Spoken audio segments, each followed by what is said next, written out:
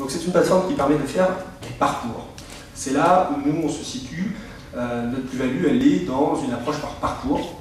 Et donc on essaie de faire des parcours éducatifs qui peuvent être très scolaires si on est dans un cadre vraiment école, collège, lycée, ou qui peuvent être éducatifs au sens plus large s'il y a un lien avec une association, une collectivité, des acteurs locaux qui sont sur un territoire et qui dans ces cas-là ont envie de suivre un jeune, notamment un jeune en insertion, un jeune en difficulté, un jeune non francophone, un jeune en situation de handicap. On n'est plus dans le Web 2, c'est fini. C'est du Web 3.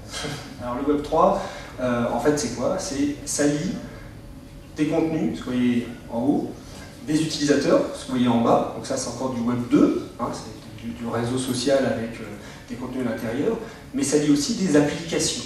Donc vous avez les trois éléments, des contenus, des utilisateurs et des applications. Et ces trois coordonnées, mélangées ou orchestrées, fait qu'effectivement au centre vous avez un système qui est celui-ci.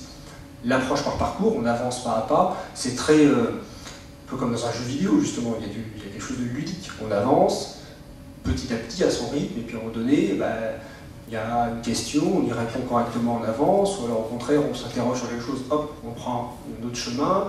Chacun finalement fait son chemin à son rythme. Et à partir de ce cœur-là, on va chercher tous les contenus qu'on veut, tous, et on va chercher aussi où on rencontre, où on partage avec les utilisateurs qui sont dans sa communauté. Je ne rentre pas dans le détail de tout ce qui est après techno, base de données, ainsi de suite, mais effectivement, il faut imaginer que tout ça doit réagir selon les contextes technico-juridiques de l'éducation nationale. On a donc un outil qui est un outil de personnalisation des apprentissages. Donc ça, c'est à la fois, on suit complètement les innovations en matière du numérique aujourd'hui, et puis on répond à la volonté aussi générale d'avoir une approche différenciée dans les apprentissages, l'individualisation des apprentissages. C'est un outil auteur, donc pour reprendre ce que disait tout à l'heure Bernard, l'idée c'est justement que les enseignants ou les apprenants, je fais exprès de dire enseignants-apprenants parce que nous c'est très très large, puissent éditer, construire, partager des contenus, les rendre interactifs, les garder pour eux, les partager ou les assigner à quelqu'un. Vraiment, il y a cette idée de plateforme collaborative et on n'est pas, au départ, quand on rentre, attitré prof ou attitré élève. Bien sûr, si on est dans un cadre très éducatif, piloté par l'Éducation nationale sur un espace numérique de travail, on est obligé, on force notre outil à rentrer dans ces fourches collines. Si par contre on est dans des approches plus larges, et notamment avec certaines collectivités, là au contraire c'est beaucoup plus ouvert. Je vais vous donner quelques exemples. Là aujourd'hui avec le CG 93, donc Seine-Saint-Denis, il y a à la fois la présence de l'outil dans les collèges, et pour les SECPA, il y a un projet qui s'appelle Parentalité et numérique, où là ce sont les parents qui interviennent, et l'idée c'était de laisser les élèves construire des contenus pour leurs parents, pour leur expliquer ce que le collège, comment ça fonctionne. Donc c'est des choses très simples, mais des fois les absences, le cahier de test, comment on va saisir des notes, comment on va regarder les notes. Mais c'est aussi la possibilité pour les parents d'avoir ces contenus dans une langue, leur langue natale.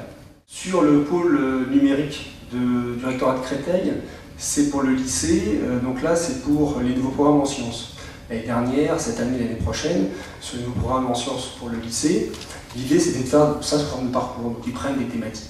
Enfin, ils prennent des nouveaux programmes, mais au lieu de faire des séquences de cours et des sortes de modules unitaires, là c'est un parcours qui va suivre l'élève sur plusieurs classes, même s'il faut, de façon à avoir des évaluations qui seront plus longitudinales. Au niveau de la Lozère, on est sur des publics handicapés. Je ne sais pas si vous le savez, mais effectivement la Lozère, traditionnellement, depuis longtemps, accueille donc beaucoup d'établissements. Il y a des établissements qui accueillent des personnes handicapées, et donc il fallait qu'on travaille sur des situations de handicap, des élèves en situation de handicap, et donc là le choix ça a été pour nous, bien sûr, de par un peu notre connaissance de base, de travailler sur les déficits audio, donc déficiences visuelles et déficiences auditives. La Seine-et-Marne, on est sur les choses les plus classiques, ce sont les collèges, sauf que eux ils sont tous en très haut débit, donc là ça favorise l'interactivité. Mais on s'est retrouvé à ne pas aller toucher les médiathèques, les associations, les parents, on est resté très scolarocentré. Qu'est-ce qu'il y avait d'autre comme expérimentation? Oui, avec la région de Roussillon, c'est ce que je vous ai montré tout à l'heure. Il y a aujourd'hui un ordinateur portable pour tous les élèves de seconde. à partir de l'année prochaine, les élèves de première, à partir de l'année prochaine, les élèves de terminale, l'année après, les élèves de terminale. Ça coûte un fric fou. Et ces ordinateurs, en fait, ils sont livrés, ils sont très jolis, mais il n'y a rien dedans. Donc effectivement, les élèves, finalement, ils essaient, même certains, à les craquer. Donc en fait, la région s'est dit, bon, on va aussi devoir penser, non pas simplement à les tuyaux, mais à des contenus, pas simplement à l'équipement, mais aussi à la pédagogie.